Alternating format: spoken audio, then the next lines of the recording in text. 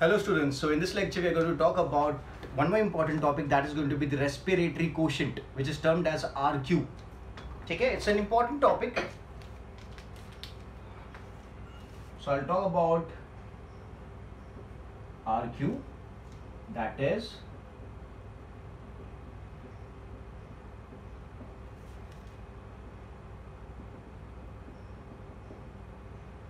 respiratory quotient.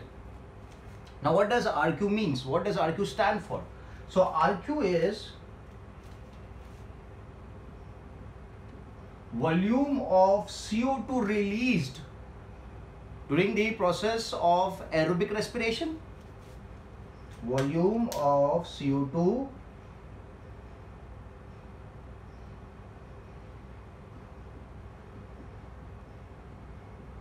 released during the process of aerobic respiration upon volume of O2 utilized during the process of aerobic respiration. है ना, आपको पता है aerobic respiration में आप oxygen को इनटेक करते हो और CO2 बाहर निकालते हो. So volume of O2 absorbed. ठीक है. So RQ, that is the respiratory quotient, depends on two things, that is volume of CO2 which has been released by the cell and volume of O2 which is absorbed by the cell to perform the process of aerobic respiration. ठीक है. So let's try to find out the RQ of a germinating seed. ठीक है. अगर अपन germinating seeds of cereals,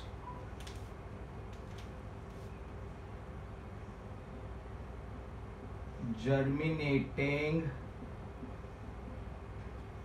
seeds of cereals की बात करें,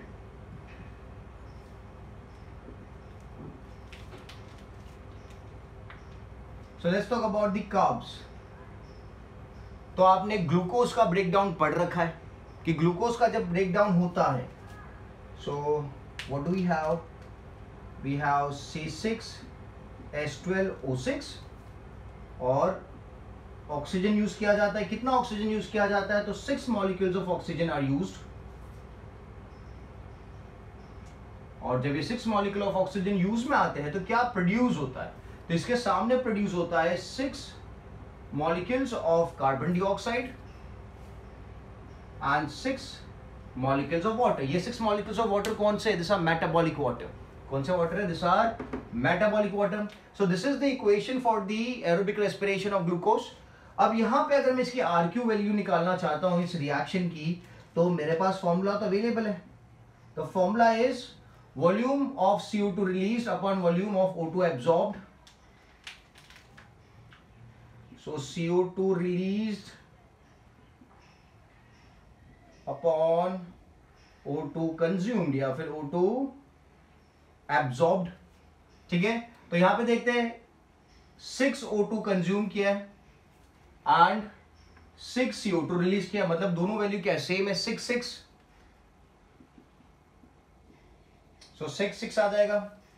सो this is going to give me 1.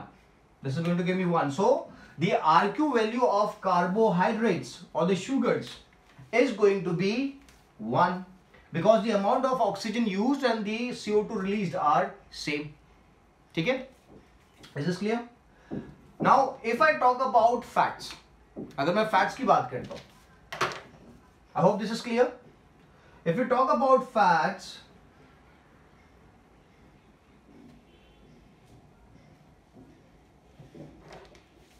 Fat के पास जो ऑक्सीजन होता है कंपेयर टू कार्बोहाइड्रेट कम होता है. Fat has lower amount of oxygen compare to carbohydrate. तो मैं यहां पे लिख देता हूं fats are low in oxygen, they have low amount of oxygen इनके स्ट्रक्चर के अंदर. तो जब आप इसका RQ वैल्यू निकालते हो, that is CO2 upon O2.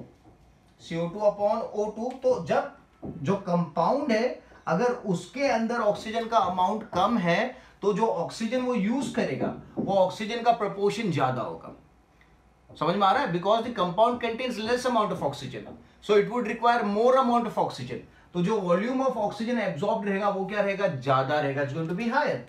So CO2 का प्रोपोर्शन, वॉल्यूम ऑफ CO2 जो रिलीज होता है वो कम होता है और अमाउंट ऑफ ऑक्सीजन जो यूज होता है वो ज्यादा होता है, जिसकी वजह से जो वैल्यू इसकी आती है RQ value for the fats is going to be less than 1, less than 1. To be more specific, it is 0.7. To be more specific, it is 0.7. So let's take an example of fats. ठीक है, fats का एक example ले लेते हैं. Let's take the example of ट्रिपालमिथिन. एक fat है जिसका नाम है ट्रिपालमिथिन. ट्रिपालमिथिन का एग्जांपल लेके चलते हैं.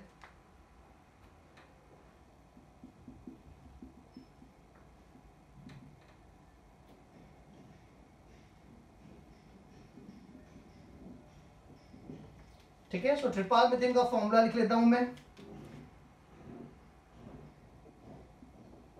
C51 H98O6. It requires 145 oxygen molecules and it gives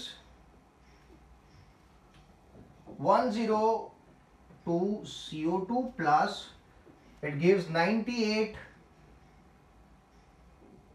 H2 molecules. ठीक है, this is 2. Done. So this is the breakdown of ट्रिपालमिथिन. ट्रिपालमिथिन that is a fat. उसके ब्रेकडाउन की मैं यहाँ पे बात कर रहा हूँ. तो ट्रिपालमिथिन जो है उसके पास C51 H98O6 फॉर्मूला है और जो ऑक्सीजन रिक्वायर्ड है उसके ब्रेकडाउन के लिए, एरोबिक रेस्पिरेशन के लिए, that is 145. That is 145 and जो CO2 रिलीज होता है ऑक्सीजन के ट्रिपालमिथिन के ब्रेकडाउन के बाद, दैट CO2 इज 102. ठीक है, एंड जो वाटर मॉलिक्यूल रिलीज होता है दैट इज 98 H2. तो वाटर मॉलिक्यूल की तो रिक्वायरमेंट है नहीं फॉर्मूला के हिसाब से, तो फॉर्मूला यूज करते हैं. RQ equals to CO2 release upon O2 used. ठीक है, तो CO2 कितना है? CO2 इज 102 एंड ऑक्सीजन कितना है? Oxygen is 145. ठीक है, सो 102 अपॉन 145 कितना आंसर आएगा? So this is going to be somewhat about 0.7. जैसे मैंने बताया था कि फैट्स में जो वैल्यू आती है RQ की, that is suppose to be less than 1. Okay, that is 0.7 because fats are low in oxygen. तो जो कंपाउंड ऑक्सीजन में कम है उसके ब्रेकडाउन के लिए ज्यादा ऑक्सीजन रिक्वायर्ड होता है. ठीक है, समझ में आ गया? Fat contains low amount of oxygen in its structure compare to the sugar. So when we break down the fat, we require more oxygen because fat contains less oxygen in its structure. So RQ value of fat is going to be that is going to be 0.7. ठीक है, तो germinating seeds की मैं बात कर रहा था. तो जर्मिनेटिंग सीड्स के अंदर फैट्स होता है, तेल होता है, ऑयल होता है. अगर आपको पता हो तो एग्जाम्पल ले लेते हैं. Fatty seeds. Fatty seeds are the one which have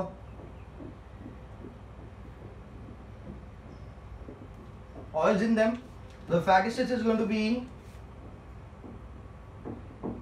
आप कैस्टर सीड ले सकते हो, आप रेप सीड ले सकते हो.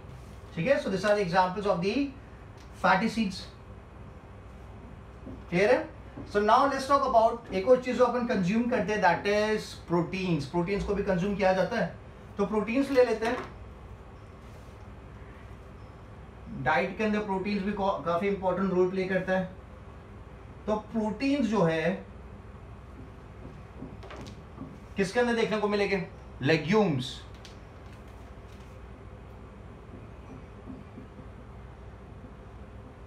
Proteins are found in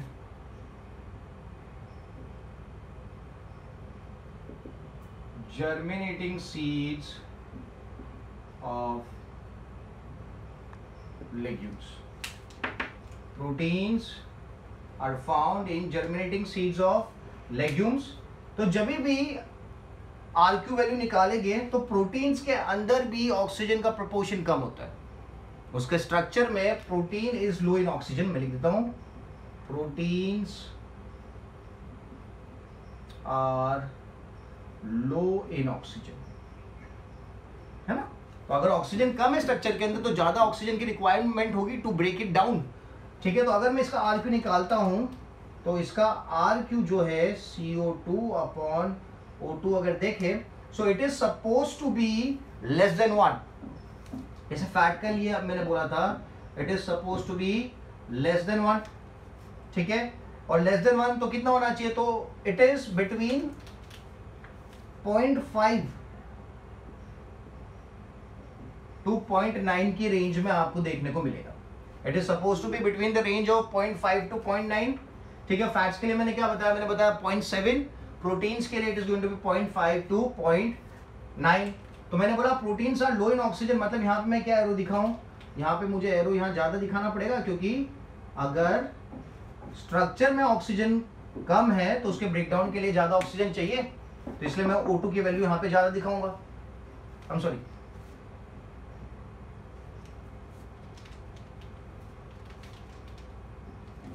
less than 1. Okay, so now another components that is organic acids. अगर मैं organic acids की बात करता हूं तो organic acids are rich in oxygen. तो organic acids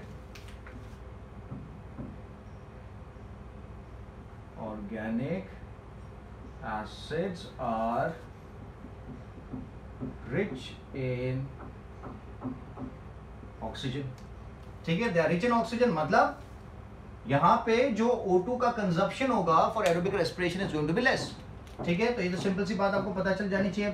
so RQ equals to CO2 by O2। तो जहां पे O2 is going to be, because यहां पे O2 का प्रोपोर्शन ज्यादा है, रिच इन ऑक्सीजन, तो यहां पे O2 का यूज कम होगा, CO2 का रिलीज ज्यादा होगा, ठीक है। सो जो RQ की वैल्यू आएगी it is suppose to be more than 1, it is suppose to be more than 1, ठीक है। Simple and easy. तो मैं थोड़े एग्जांपल्स ले लेता हूं, जैसे कि if I talk about some of the organic acids like oxalic acid,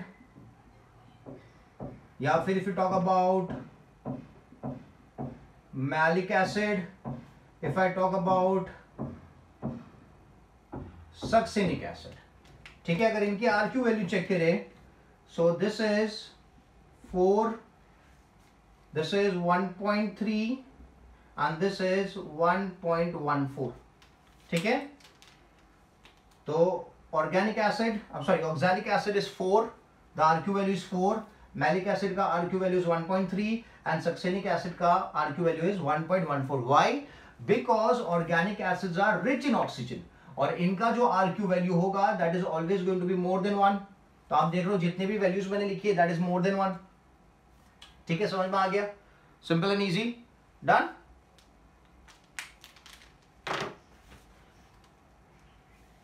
now let's say if there is anaerobic respiration taking place, तो एनारोबिक रेस्पिरेशन में क्या होगा, एनारोबिक रेस्पिरेशन में तो ऑक्सीजन यूज में नहीं आता है ना। तो अगर एनारोबिक रेस्पिरेशन की बात करी जाए और उसमें पूछा जाए कि यहां पे RQ वैल्यू क्या आएगी, तो एनारोबिक रेस्पिरेशन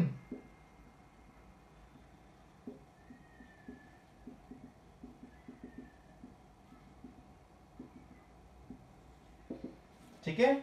और यहां पे I can talk about alcoholic fermentation की बात कर सकता हूं, alcoholic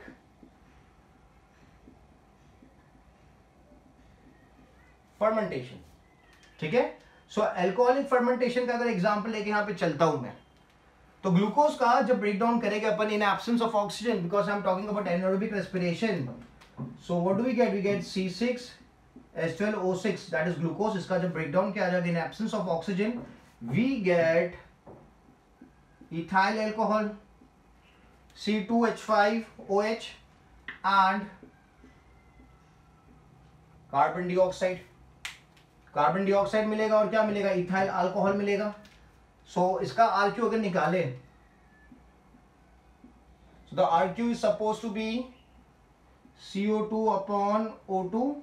So CO2 is how much? CO2 is 2 and O2 तो यूज में नहीं आ रहा है, so O2 is 0.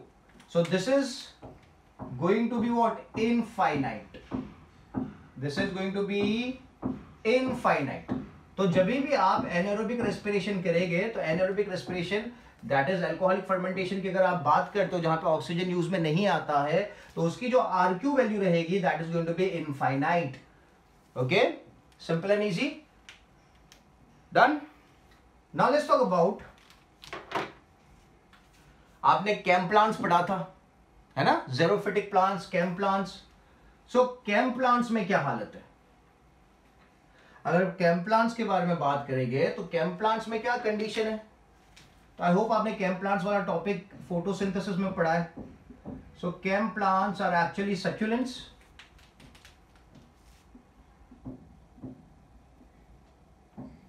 They are succulents. ठीक है, या फिर आप बोल सकते हो दिस आर ज़ेरोफिटिक प्लांट्स.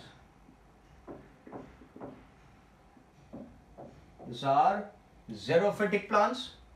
ठीक है, एग्जाम्पल ले ले तो एग्जाम्पल में वी कैन टेक अपुंशिया.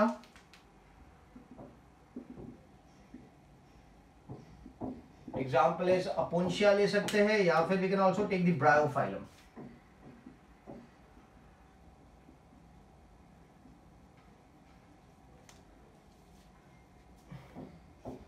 ठीक है, सो केम प्लांट्स, सक्यूलेंट्स या फिर xerophytic plants, examples are opuntia and bryophyllum. तो आपको पता है कि in case of opuntia which is a CAM plant, जो ऑक्सीजन होता था उस ऑक्सीजन का इनटेक प्लांट कब करता था? So that oxygen was utilized at night. I am sorry, it was taken up at night because दिन में वो स्टोमाटा ओपन नहीं कर सकते. I am sorry, CO2. The CO2 was taken up at night because दिन के time पे they cannot open the stomata because stomata open होगा तो क्या होगा? Water loss हो जाएगा. So to avoid that condition, the plant used to open the stomata at night and absorb the carbon dioxide. ठीक है, तो कार्बन डाइऑक्साइड रात को ट्रैप किया, फिर जब दिन आएगा, सनलाइट आएगी तो उस कार्बन डाइऑक्साइड को स्टोर कर लिया था मैलिक एसिड के फॉर्म में. ठीक है, और फिर दिन के टाइम पे क्या किया जाएगा? फोटोसिंथेसिस किया जाएगा. ठीक है, मतलब फोटोसिंथेसिस जो होगा फिर क्या होगा? ऑक्सीजन प्रोड्यूस होगा. तो उस ऑक्सीजन को भी जो दिन के टाइम पे प्रोड्यूस हुआ है, फोटोसिंथेसिस में जो ऑक्सीजन प्रोड्यूस होता है दिन के टाइम पे, उसको भी रात के टाइम पे रिलीज किया जाता है ना. CAM plants they release oxygen at night. तो यहां पे अगर देखें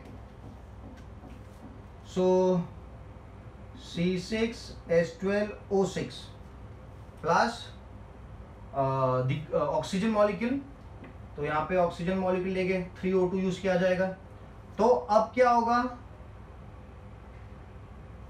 किस चीज का फॉर्मेशन होगा? So this is going to form C4H6O5. C4H6O5. Okay, that is malic acid.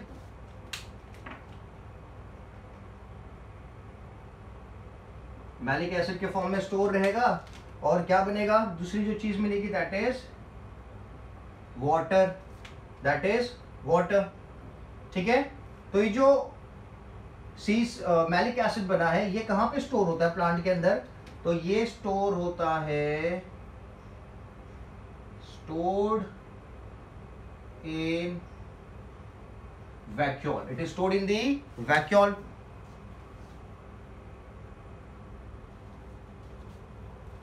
ठीक है, तो इसे वैक्यूल में स्टोर किया जाएगा. किसको? मैलिक एसिड को. अब यहां पे आप देख रहे हो 3O2 है. ओके, और कार्बन डाइऑक्साइड तो उस पर्टिकुलर टाइम पीरियड पे रिलीज नहीं होगा. ठीक है, तो यहां पे अगर मैं RQ निकालूं तो RQ क्या आएगा? So RQ is going to be CO2 upon O2.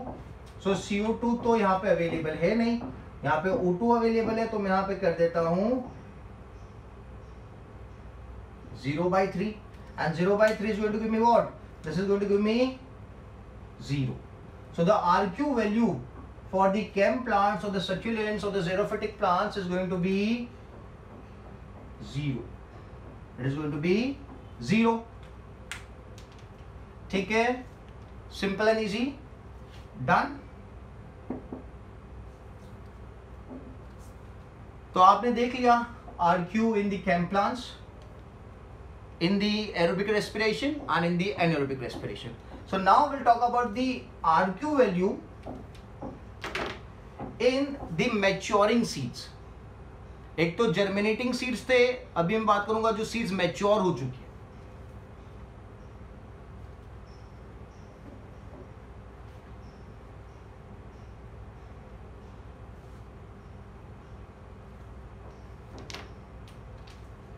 So जो maturing seeds है, okay, which are in the process of maturing.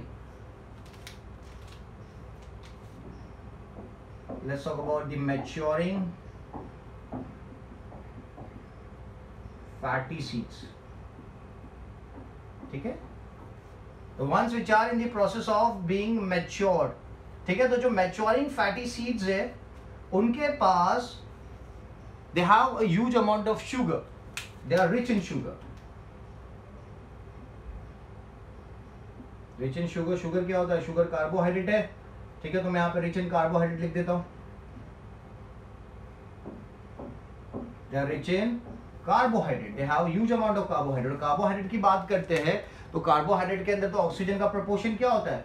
They are rich in oxygen. The carbohydrates are rich in oxygen. ठीक है, तो ये जो carbohydrate है in a maturing fatty seed, the carbohydrate is being converted into fat. Fat का formation हो रहा है उसके अंदर. कार्बोहाइड्रेट से क्या बन रहा है? कार्बोहाइड्रेट से बन रहा है फैट. कार्बोहाइड्रेट से बन रहा है फैट. ठीक है, और फैट की अपन ने बात करी थी. Fat is having low amount of oxygen. The oxygen contained in the fat is very low. ठीक है, तो आपको याद रखना है कि जब ऑक्सीजन रिच कंपाउंड से ऑक्सीजन पुअर कंपाउंड बन रहा है, यहां पे क्या हो रहा है? ऑक्सीजन ज्यादा है और यहां पे क्या? ऑक्सीजन कम है. मतलब जब कार्बोहाइड्रेट से फैट बन रहा है ऑक्सीजन रिच कंपाउंड से, जब ऑक्सीजन पुअर कंपाउंड बनेगा, so there is loss of oxygen. O2 is released, या फिर जो O2 रिलीज हो रहा है it is for respiration. O2 is used for respiration. तो क्या होगा? यहां पे जो RQ वैल्यू रहेगी वो क्या हो जाएगी?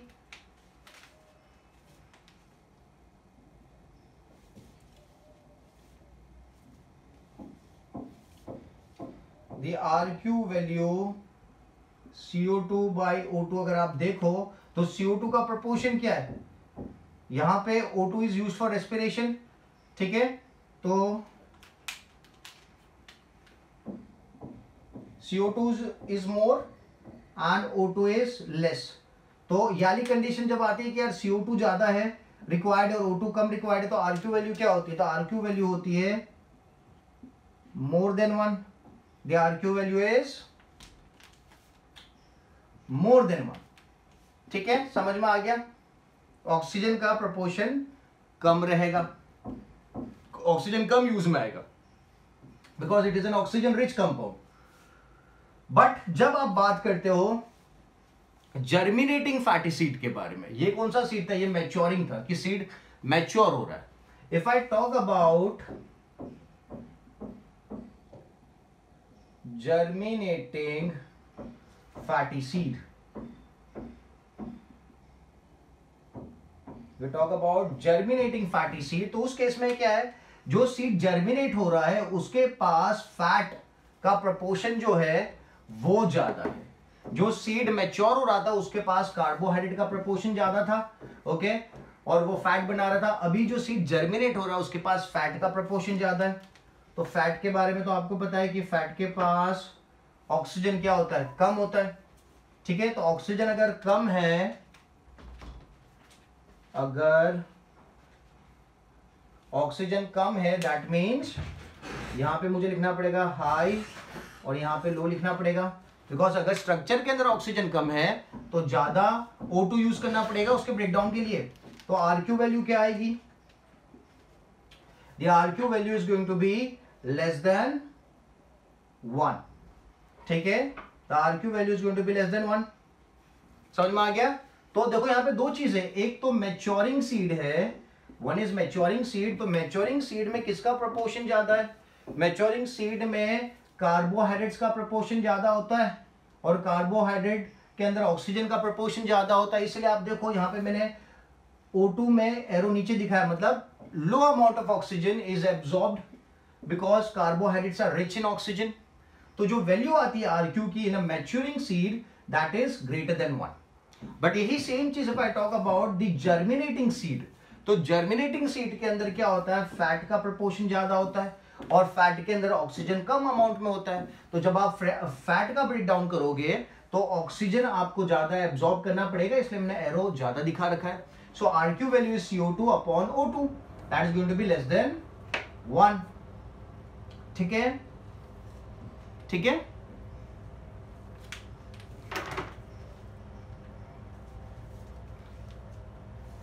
एक और चीज देखते हैं, that is if we talk about leaves, the leaves which are starving. Leaves के अंदर क्या है? ठीक से अबंडेंट अमाउंट ऑफ कार्बोहाइड्रेट नहीं है, लीफ स्टार्व कर रहा है.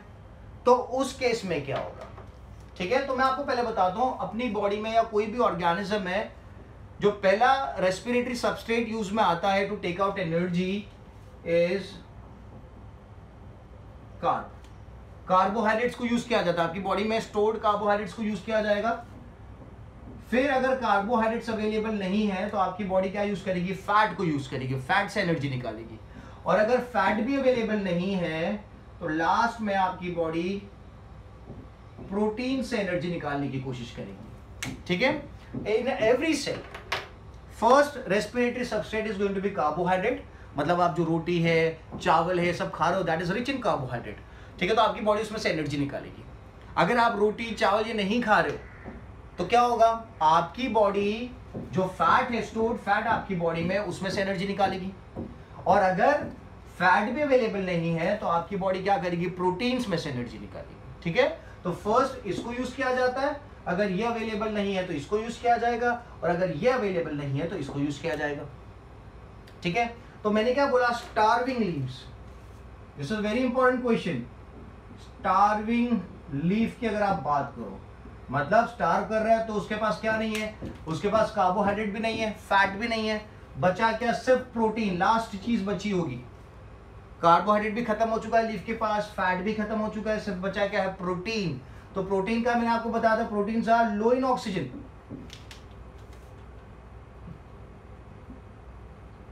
Proteins are low in O2. So अगर लो इन O2 है तो अगर मैं इसकी RQ निकालता हूं, सो RQ में CO2 अपॉन O2 है. सो लो इन O2 मतलब यहां पे फिर ऑक्सीजन ज्यादा यूज करना पड़ेगा और CO2 कम होगा. तो वैल्यू क्या आएगी? So value is going to be less than 1. ठीक है, प्रोटीन के लिए वैल्यूज क्या आएगी? लेस देन 1 आएगी. That is between the range of 0.5 to 0.9. अगर आपको पूछा जाता है मिक्स्ड डाइट का RQ निकालो, मिक्स डाइट मतलब अपन जो मिक्स डाइट करते हैं, प्रोटीन्स खाते हैं, फैट्स खाते हैं, कार्बोहाइड्रेट्स खाते हैं, अगर मिक्स्ड डाइट का निकालना हो,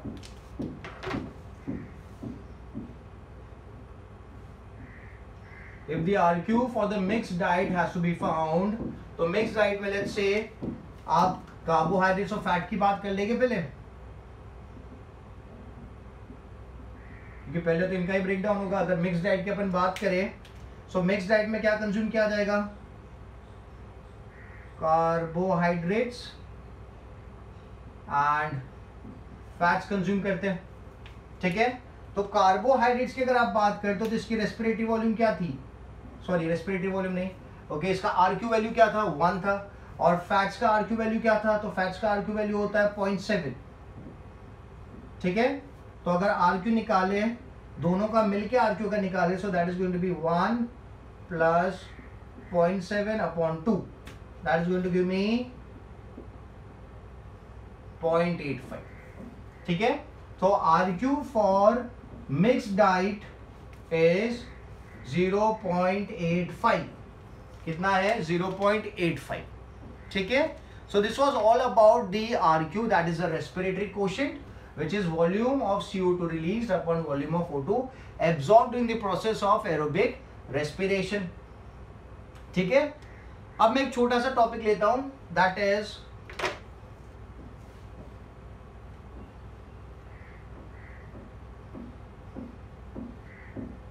respiratory inhibitors।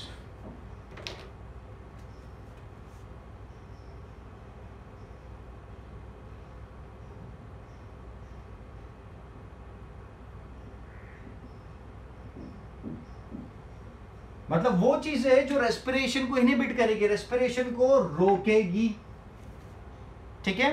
तो अगर यहाँ पे let's talk about the last process जो आपने एरोबिक रेस्पिरेशन में लास्ट स्टेप देखा था, that was electron transport system. अगर मैं इलेक्ट्रॉन ट्रांसपोर्ट सिस्टम की बात करता हूं जहां पे आप NADH2 से ATP बनाते थे, FADH2 से ATP बनाते थे, मतलब जो मेन ATP जनरेशन था वो इलेक्ट्रॉन ट्रांसपोर्ट सिस्टम में होता था।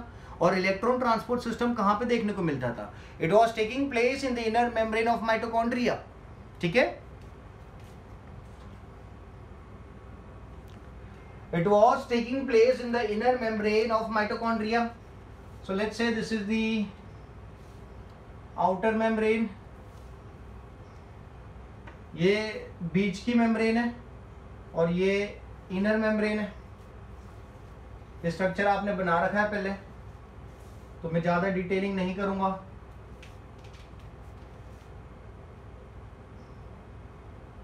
आउटर मेम्ब्रेन,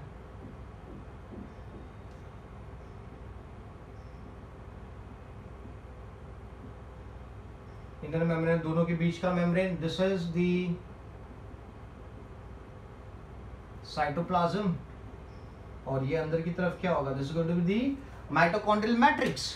ये क्या है? माइटोकॉन्ड्रियल मैट्रिक्स है। सो अपन ने कॉम्प्लेक्सेस बनाए थे, अगर आपको याद हो तो मैं कॉम्प्लेक्सेस फिर से एक बार दिखा देता हूं।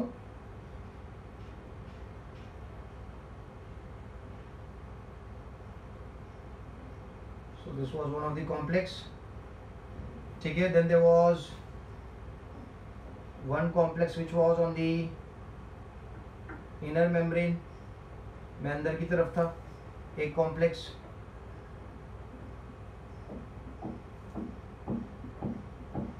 ठीक है। Then there was another complex,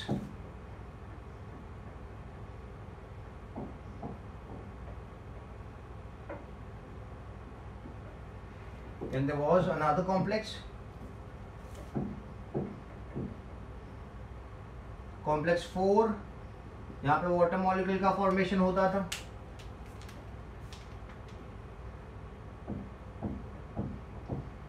यहाँ पे वाटर मॉलिक्यूल का फॉर्मेशन होता था। और एक और चीज जो अपन ने बनाई थी, दैट वाज ATP सिंथेस, जो स्ट्रक्चर है उसको फॉर्म किया था, जो ATP जनरेट करता है। F0 F1 पार्टिकल्स अगर आपको याद हो तो, ठीक है। So this is complex 1, complex 2, complex 3, complex 4, और इसको भी कॉम्प्लेक्स 5 बोल सकते हैं, but let's put it as F0 F1 part, ठीक है।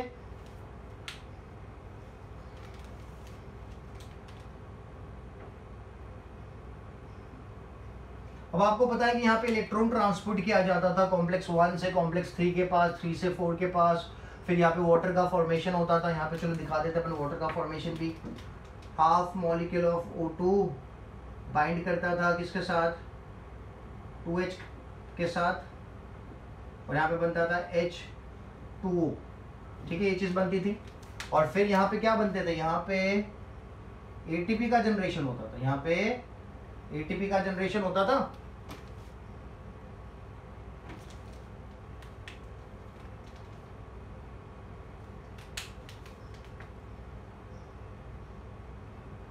ADP plus inorganic phosphate, that is ATP का जनरेशन होता था, ठीक है। ये चीजें आपको याद होगी। और जितनी बार इलेक्ट्रॉन ट्रांसपोर्ट होता था, ये कॉम्प्लेक्सेस क्या करते थे, H प्लस को अंदर की तरफ पंप करते थे। यहां से H प्लस जाता था, ठीक है, यहां से भी H प्लस जाता था। ये बात आपको पता होगी। अब नाउ लेट्स से अगर मैं इनहिबिटर्स की बात कर रहा हूं, तो inhibitors are going to be such chemicals जो क्या करेंगे, जो इन प्रोसेसेस को रोक देंगे। Respiratory inhibitors are such chemicals which stop the process of electron transport. Okay, तो मैं यहां पे लिखता हूं सर्टेन केमिकल्स और the chemicals are known as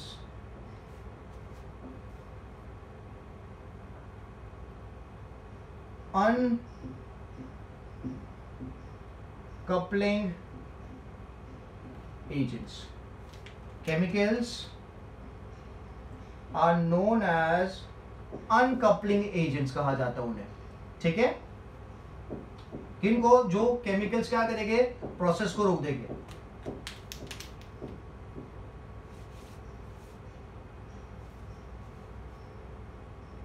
Chemicals which stop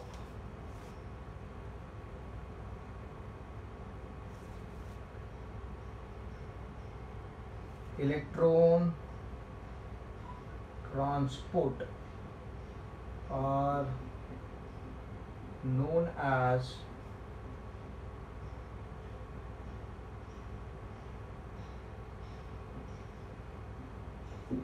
uncoupling agents।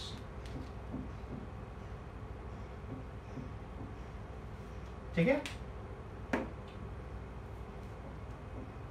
अब इलेक्ट्रॉन ट्रांसपोर्ट अगर रुक जाएगा तो प्रोटॉन को अंदर पंप भी नहीं कर पाएंगे, और प्रोटॉन को अंदर अगर पंप नहीं कर पाएंगे, सो जो proton PMF, proton motive force था, पीएमएफ भी क्या हो जाएगा, PMF is going to decrease.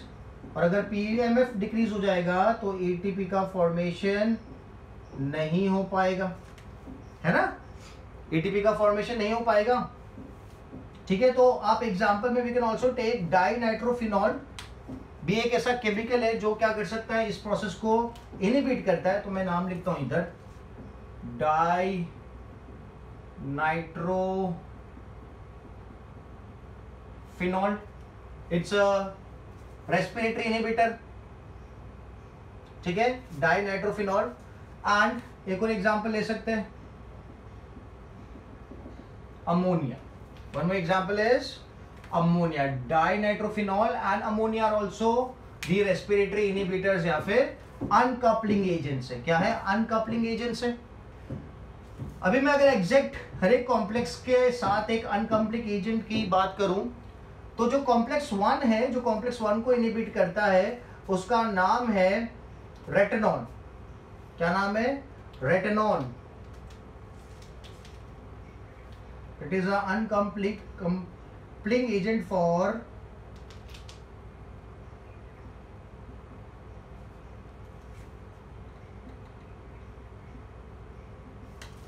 रेटेनॉन। यहां पे इनहिबिशन कॉज करता है, इलेक्ट्रॉन को आगे ट्रांसपोर्ट नहीं होने देगा।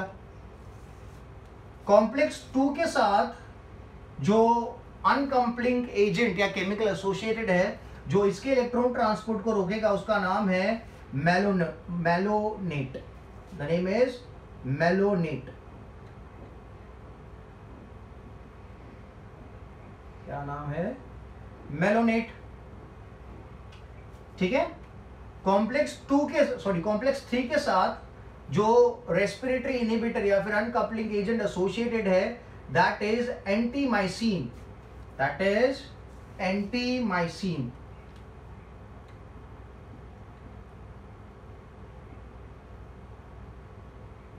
That is antimycin. कॉम्प्लेक्स 4 के साथ जो रेस्पिरेटरी इनहिबिटर या फिर अनकपलिंग एजेंट प्रेजेंट है, that is cyanide, amide. I'll put it here. Cyanide present है,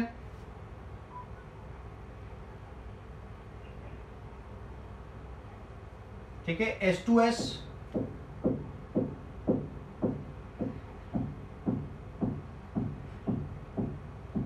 azide and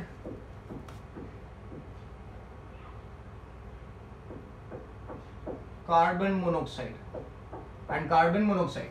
ठीक है, तो कार्बन मोनोक्साइड है, साइनाइड है, H2S एजाइड है, वो किसको ब्लॉक करेंगे? वो कॉम्प्लेक्स 4 को ब्लॉक करते हैं। ठीक है, और जो अपना लास्ट था F0F1 पार्टिकल एटीपी सिंथेज जिसे कहा जाता था, उसको कौन ब्लॉक करता है? तो उसको ब्लॉक करते हैं ओलिगोमाइसिन। उसे कौन ब्लॉक करते हैं? Oligomycin. They are blocked by oligomycin. ठीक है, तो हर एक कॉम्प्लेक्स को जो केमिकल जिसका इलेक्ट्रॉन ट्रांसपोर्ट रोकेगा, मैंने नाम लिख दिया है। कॉम्प्लेक्स 1 का इलेक्ट्रॉन ट्रांसपोर्ट कौन रोकेगा? रेटिनॉन रोकेगा।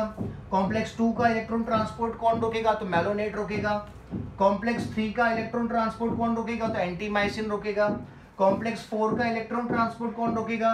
तो काफी सारे CO है, कार्बन मोनोक्साइड है, साइनाइड है, H2S है एंड एजाइड है। एंड F0F1 पार्टिकल का जो यहाँ पे इलेक्ट्रॉन ट्रांसपोर्ट है, यहाँ पे फॉर्मेशन ऑफ ATP है। ठीक है, आपको पता था ना, H+ अंदर से बाहर की तरफ आएंगे, तो H+ को कौन रोकेगा? तो यहाँ पे H+ को रोकेगा ओलिगोमाइसिन। ठीक है, तो यहां पे मैं लिख देता हूं stops flow of H+।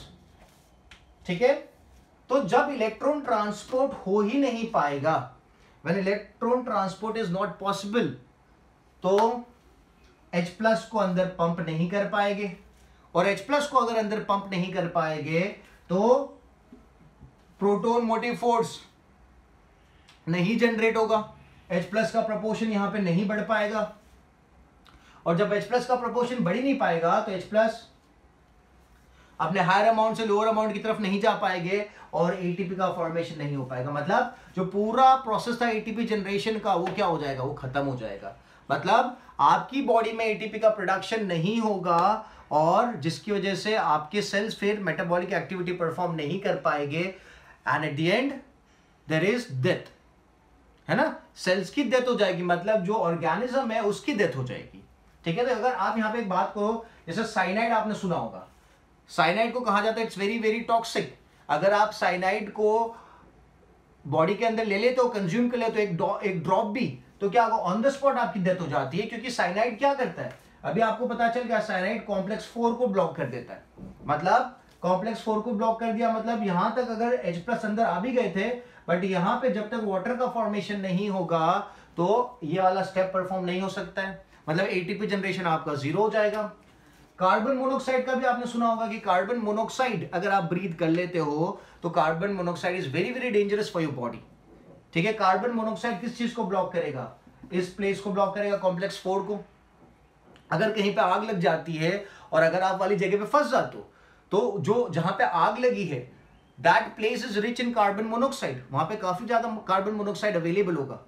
So person which is trapped in a place which is on fire does not die because of fire, the person dies because of suffocation. Okay, suffocation की वजह से मर जाता है, क्योंकि कार्बन मोनोक्साइड काफी सारा अंदर चला जाता है और जिसकी वजह से उसके पास एनर्जी नहीं रह पाती है। ठीक है, so if any time you are trapped in a place which is on fire, make sure you get proper amount of oxygen. आप उस जगह पे जाने की कोशिश करो जहां पे ऑक्सीजन का प्रपोर्शन ज्यादा है, सो दैट जब तक आपको ऑक्सीजन मिलता रहेगा, आपका ETS अच्छे से परफॉर्म होता रहेगा, तो आपके ATP बनते रहेंगे, और जब तक आपके पास एनर्जी रहेगी आप कोई भी एक्टिविटी परफॉर्म कर सकते हो। बट अगर ATP बनना ही बंद हो गया, आप एक जगह पे ट्रैप हो गए, आपको ऐसा लगा कि मैं वहां पे जाऊंगा तो जल जाऊंगा, और आप यहीं पे खड़े रह गए और कार्बन मोनोक्साइड का लेवल बढ़ गया, तो क्या होगा? ATP का फॉर्मेशन आपकी बॉडी में 0 हो जाएगा। मतलब आपके पास 0 एनर्जी है, तो आप कहीं पे हिल भी नहीं पाओगे, you will be suffocated to death. ठीक है, so this was all about the lecture. मैंने काफी सारी बात कर ली, मैंने RQ के बारे में आपको बता दिया, काफी सारी चीजों के RQ आपने देख ली है। एरोबिक रेस्पिरेशन में RQ देख लिया, एनारोबिक रेस्पिरेशन में RQ देख लिया आपने, जर्मिनेटिंग सीड्स में RQ देख लिया है, मैच्योरिंग सीड्स में RQ देख लिया है, फैट में देखा, प्रोटीन में देखा, एंड कार्बोहाइड्रेट्स में भी RQ आपने देखा। तो ये सब वैल्यूज आपको याद करनी पड़ेगी। ठीक है। दूसरी जो चीज आपने देखी दैट वाज रेस्पिरेटरी इनहिबिटर्स, जो रेस्पिरेशन को क्या करते हैं, इनहिबिट करते हैं, ठीक है। तो मैंने आपको जनरल इनहिबिटर्स बता दिया, this is also termed as DNP, they are termed as DNP कहा जाता है, डाइनाइट्रोफिनॉल, ओके। अमोनिया भी it's a respiratory inhibitor. Individual complexes के इनहिबिटर्स की अगर मैं बात करूं तो मैंने वो भी बता दिया आपको, रेटेनॉन है, मेलोनेट है, एंटीमाइसिन है, ओलिगोमाइसिन है, CO signage, H2S azide, okay. So now आपको इनफ इंफॉर्मेशन है कि कौन से कॉम्प्लेक्स को कौन सा केमिकल इनहिबिट करता है, ठीक है। Chemicals which stop electron transports are known as uncoupling agents, they are termed as uncoupling agent, जिसकी वजह से प्रोटॉन मोटिव फोर्स क्या हो जाता है, कम हो जाता है और एटीपी का फॉर्मेशन नहीं हो पाता है, ठीक है। सो आज के लेक्चर में जो भी आपने पढ़ा आप अच्छे से सुनो, अच्छे से नोट्स बनाओ, नोट्स बनाने के बाद आपको नोट्स के फोटोग्राफ्स खींच के मुझे व्हाट्सएप करना है, ठीक है। So make sure you send me the WhatsApp notes, ठीक है। I'll keep this much for the lecture. In the next lecture we'll move ahead and talk about new details regarding the chapter, ठीक है। चलो bye bye.